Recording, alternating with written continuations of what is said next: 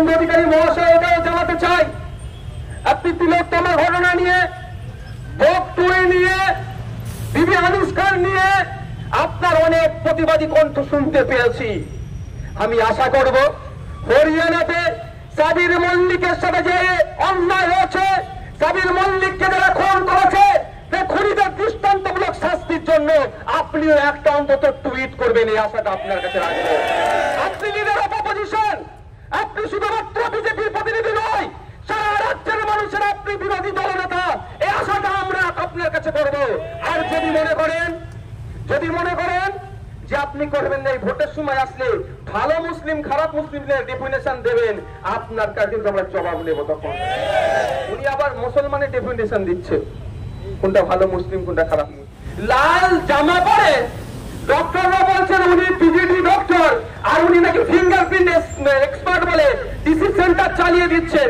তাও বলছি ধামাচাপা দেওয়ার জন্য সকাল বিকাল যেভাবে প্রেস কনফারেন্স করছেন, আগামী দিনে আমি আশা করব হরিয়ানা পুলিশের সাথে আমাদের রাজ্য পুলিশের এই কেসটাকে নিয়ে কতটা ডায়লগের বিনিময় হয়েছে, কি আপডেট আছে, সেটাও তিনি তার পুলিশকে দিয়ে প্রেস কনফারেন্স করাবেন। এবং সাথে সাথে পোস্টমর্টম রিপোর্টে কি এসেছে না এসেছে সেটাও আমরা জনমানুষে নিয়ে আসবে আমার রাজ্যের পুলিশ, হরিয়ানা পুলিশ কাছ থেকে নিয়ে। এটা আশা করতে পারি তো নাকি ভাই?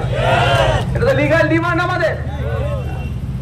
শুধু যাচ্ছে, এখন একটা বোর্ড হয়েছে, বোর্ডটাও আমার জন্য হয়েছে, আমি গর্ব করে বলছি, ভাঙড়ের মানুষকে ধন্যবাদ জানিয়ে বলছি, ভাঙড়ের মানুষ নির্বাচিত করে আমাকে বিধানসভায় পাঠিয়েছিল। আমি পরিযায়ী শ্রমিকদের দুর্দশার কথা ভেবে বলেছিলাম এই বোর্ড গঠন করতে, যেখানে সুবিধা অসুবিধা হবে বোর্ডের সাথে যোগাযোগ করবে, কিন্তু বোর্ডের যারা দায়িত্বশীলেরা আছে সম্পূর্ণরূপে তারা ব্যর্থ।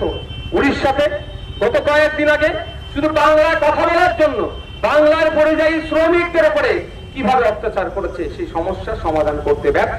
মহারাষ্ট্র, কর্ণাটক, বিভিন্ন রাজ্যে আজকে বাংলা শ্রমিকদের উপরে অত্যাচার নেমে আসছে।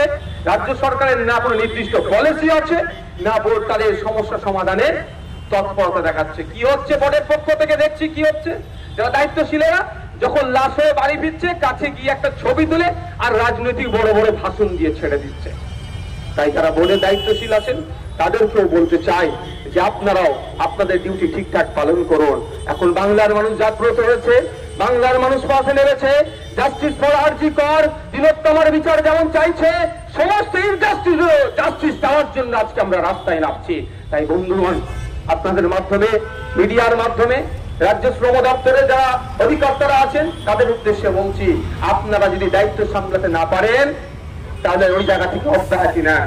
কারণ আপনাদের মনে রাখি, আমি বিধানসভা প্রশ্ন করেছিলাম, প্রথম প্রশ্ন করেছিলাম পরিযায়ী শ্রমিকের সংখ্যা কত, উত্তর দিতে পারেনি মিনিস্টার, 2 বছর পর আমাকে উত্তর দেয়নি।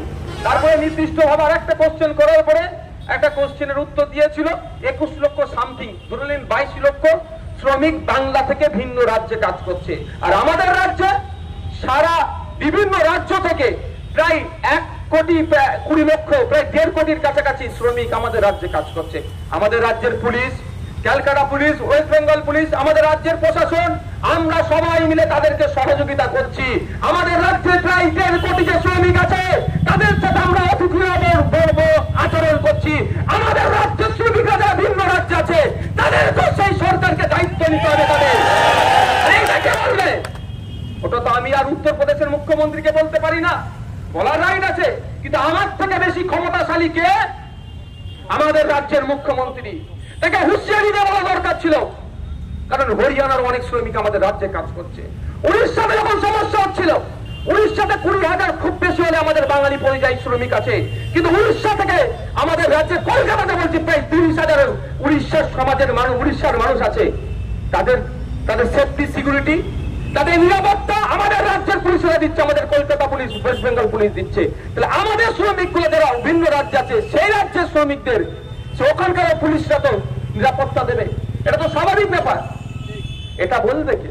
এটা বলার জন্য যাকে আপনারা মসনাদে বসিয়েছেন, যার কাছ থেকে আপনারা যারা বলার জন্য যাকে মসনাদে বসিয়েছেন, সেই কি করছে? জন্মদিনে ফুল মিষ্টি পাঠাচ্ছে। তো ভাবার সময় এসেছে বন্ধুগণ।